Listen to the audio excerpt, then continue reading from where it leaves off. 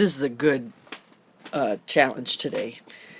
I'm going to talk about some fools in the Bible. Did you know there's fools in the Bible? Yeah, they are. I was pretty excited when I started thinking about this and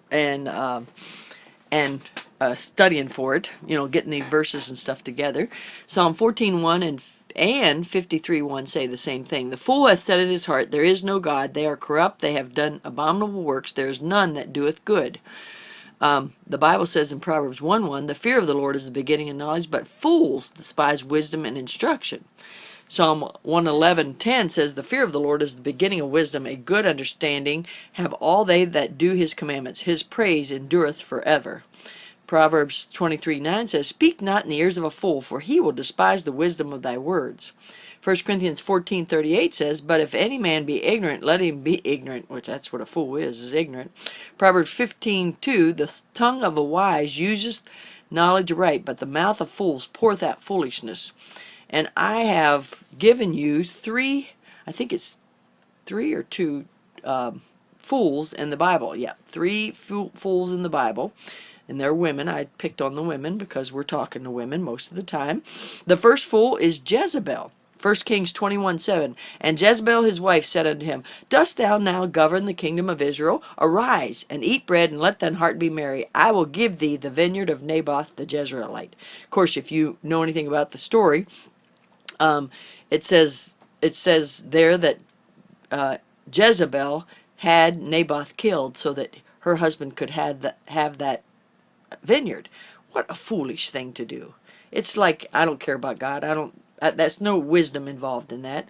Then 1 Kings 21:25 says, but there was none like unto Ahab, which did sell himself to work wickedness in the sight of the Lord, whom Jezebel his wife stirred up. So that's a way that Jezebel was a fool, is she stirred him up to do evil. So when we influence people to do evil, that's being a fool. The second person that I'm going to pick on is Jerish. Now, Jerish, that might not be a name that you're familiar with, but that is the wife of Haman. I was reading Esther chapter 5 just yesterday, and I was reminded again about Jerish being such a fool.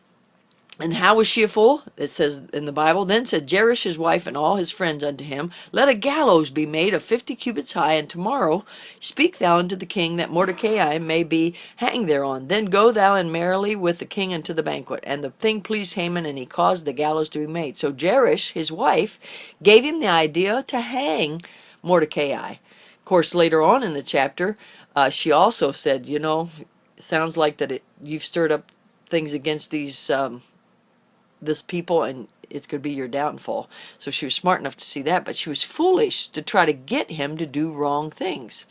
Who's the third fool that I'd like to tell you about is Herodias' wife.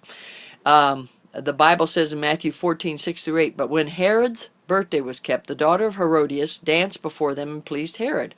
Whereupon he promised with an oath to give her whatsoever she should ask. And she, being before instructed of her mother, said, give me here John the Baptist's head in a charger. Isn't that sad? So she was a fool for telling her daughter to ask someone to be killed. You know what? A fool doesn't believe in God, as we've read. They don't have knowledge. They despise wisdom. A fool doesn't have good understanding. They won't listen to instruction. So are you a fool? Let's not be like the three fools of the Bible.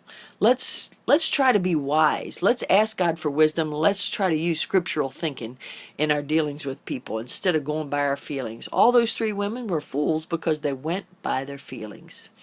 Oh, such a sad thing, but isn't that an interesting thought for us today? Let's not be fools. Rejoice in the Lord always, and again I say rejoice.